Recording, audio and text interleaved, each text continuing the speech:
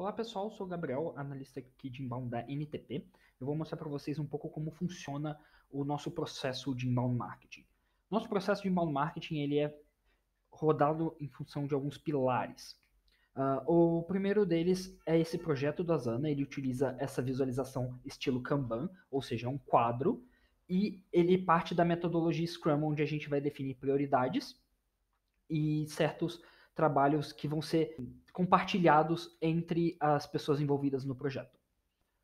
Um dos outros pilares que a gente tem é o fluxograma de inbound marketing. Ele sempre fica aqui como um dos documentos associados e ele parte basicamente de demonstrar para a gente os princípios do roadmap e, bem, um fluxograma, então, o certo algoritmo no qual o nosso inbound vai rodar. Eu tenho ele aqui já aberto, como ele fica ali na tarefa, já deixei algumas coisas abertas aqui pra gente. Ele parte basicamente da metodologia inbound mesmo, é mais uma forma da gente visualizar isso e certos gargalos que a gente já foi identificando e como linkar eles entre outras estratégias. Bem, a gente na NTP sempre parte a partir da ideia do planejamento inicial, que ele vem de forma rápida e simples, mais como uma revisão do que o cliente já fez no passado, e também algumas validações. Então, definição do ICP, que é o Ideal Client Profile, definição da Brand Persona, faz-se também uma análise de benchmarking e a Buyer Persona, que é o nosso cliente personificado, né, a partir do ICP. Tendo isso em mãos, a gente monta a SWOT do cliente e define o Hero Statement, que é justamente aquela dor, o que a empresa é capaz de solucionar para os clientes dela. Tendo isso em mãos, a gente parte do planejamento já e vai para a área de atração. A área de atração a gente começa a definir os conteúdos e também as mídias que vão ser trabalhadas, né? Mídias de atração que vão ser trabalhadas. Então tem Facebook Ads, Instagram Ads, Google Ads, LinkedIn Ads também, ou até mesmo o Waze, se for o caso do cliente. Então todo o rol, aqui a gente deixa mais para demonstração do que a gente costuma trabalhar um pouquinho mais.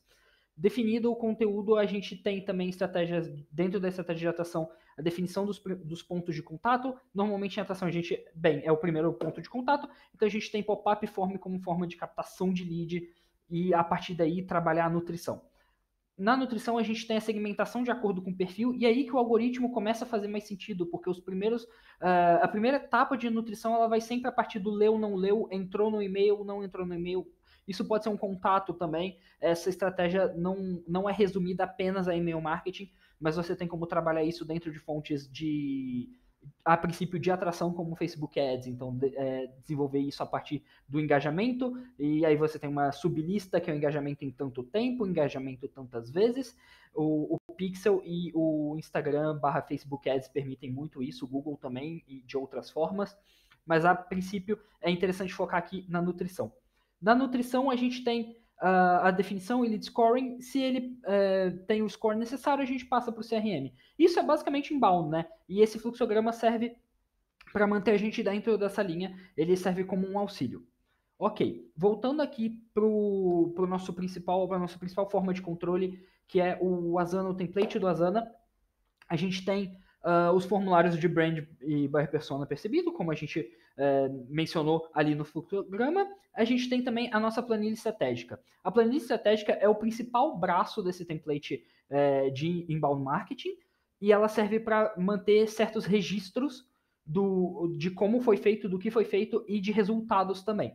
Destrinchando ela aqui um pouquinho, a gente tem todo o registro do que assim, tudo que precisa ser de fato registrado, que não é móvel, que é algo que vai servir como um histórico a gente mantém na nossa planilha estratégica. Então, todas as senhas, como aqui, identidade da marca, que é algo que definitivamente não muda de uma hora para outra, é para se manter em caso de criação de conteúdo e etc. A gente tem o report ele funciona de forma mais baseada nos canais e no funil, então você tem aqui o canal, o mês em específico, e aí você tem toda a questão do funil de marketing, como ele funciona. Então seria Smart Lead, por exemplo, a etapa que a gente passa para o comercial, então impressões, cliques, CPC médio, quanto que a gente está gastando para fazer um cálculo disso, e aí passa o número final de Smart Leads, o número de leads. E a análise, sempre mantém a análise de próximos passos aqui baseado no último mês. Então sempre que for se inserindo, normalmente essa análise é mensal, mas isso pode variar, a gente mantém essa questão da meta, a métrica principal que vai ser considerada ali e a estratégia para a gente, beleza? Tem também, como já mencionados em tarefas, as questões do ICP, Buyer Persona e Brand Persona. Lembrando que aqui a gente costuma trabalhar a partir do percebido. Então, a sua Brand Persona não necessariamente é o que você, enquanto dono de empresa, acha que é. Mas isso, todo projeto tem seu nível, que fica mais a princípio para manter esse registro e a gente entender esses pontos específicos. Tem também essa parte de gatilhos e hacks. Sim, o que a gente tem de prova social, se é considerada autoridade no segmento e etc. Da mesma forma, a gente tem a nossa planilha de benchmarking. E ela destrincha totalmente aqueles pontos das tarefas de benchmarking, como a gente mostrou no início, na etapa de planejamento. Então, aqui, todas as métricas podem ser quantitativas ou qualitativas. É interessante ter todas elas destrinchadas para a gente fazer o panorama ideal de como está a sua concorrência e você em relação a ela também. Ok?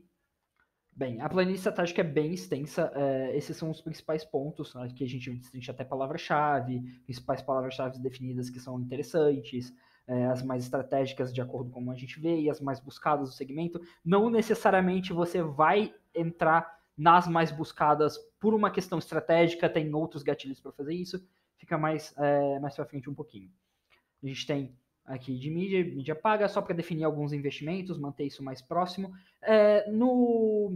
No relatório, a gente mantém mais o investimento na forma do gasto, que foi utilizado aquele mês, aqui é mais para essas definições, manter isso bem alinhado. Na nossa planilha de mídias sociais, a gente tem também pautas separadas por Facebook, Instagram e etc. Isso pode ser replicado tranquilamente. E por aí vai. Voltando um pouquinho, novamente, aqui a gente mantém tudo que é móvel, tudo que vai gerar tarefas e controles mais dinâmicos, enquanto na planilha estratégica a gente mantém o que é consolidado. Então, dados consolidados vão para lá, a estratégia consolidada vai para lá, e nisso a gente faz essa divisão, ok? A gente mantém também o registro do contrato, por uma questão pura e simples de ter aquele controle. Às vezes você precisa entender, isso está de fato dentro do projeto, que não está, mas para ter essa visão, ok? A intenção aqui, pegando o template, é utilizar ele junto do principal ponto de contato do cliente, seja ele o dono da empresa, o diretor de marketing, alguém que controle o marketing da empresa se for uma pessoa só. A partir daí a gente define os objetivos e o roadmap. Dado isso, aqui passa a ser um pouquinho mais dinâmico. O backlog ele sempre vai ser caracterizado pela conversa que é necessário se ter. Então, uma tarefa que vai ser definida ainda quem vai fazer e qual prazo. A partir daí ele passa para o a fazer com o prazo, depois ele passa para o feito. Esse aqui do fazendo pode parecer curioso, ele está depois do feito, é porque ele vai mais para as tarefas ongoing. Então, a partir de um ponto que é definido, todo mês tem que olhar, por exemplo, monitorar o CPC da campanha X. Isso numa base semanal, ele joga aqui para um ongoing e a gente vai fazendo o registro da tarefa, se ela funciona ou não. E aqui é onde brilha o projeto do Asana, porque ele tem todas as tarefas já delimitadas, tudo que é necessário, é como se fosse uma caixa de Lego bem segmentada, então você tem a peça em T, você tem a peça de 4 pinos, você tem a peça base, né, onde você usa para montar ali a sua casa. Então, essa parte do projeto da Asana é muito interessante e ela vai sendo sempre alimentada com novos tutoriais. Para cada tarefa dela tem um tutorial específico, caso o cliente ou até mesmo o Scrum Master fique com um pouquinho de dúvida, tipo, exatamente como é esse ponto, a gente sempre tem ali um tutorial e a descrição da tarefa pegando parte dela. E ele vai a partir de um certo nível de prioridades. Então, obviamente, aqui, quando um projeto entra no nosso template, a gente tem todo o onboard. Então, tem aqui o handover comercial para o operacional, com a definição e as subtarefas aqui definidas. A gente tem também o briefing da reunião de kickoff. Então, aqui, manter o roteiro para uma call de kickoff. Como o que o analista vai precisar entender do cliente no kickoff ali, solicitação e criação dos acessos necessários, então isso tudo é disponível. E a partir daí o projeto vai se desenrolando. A gente tem estratégias de account-based marketing, que parte a partir do nosso ICP.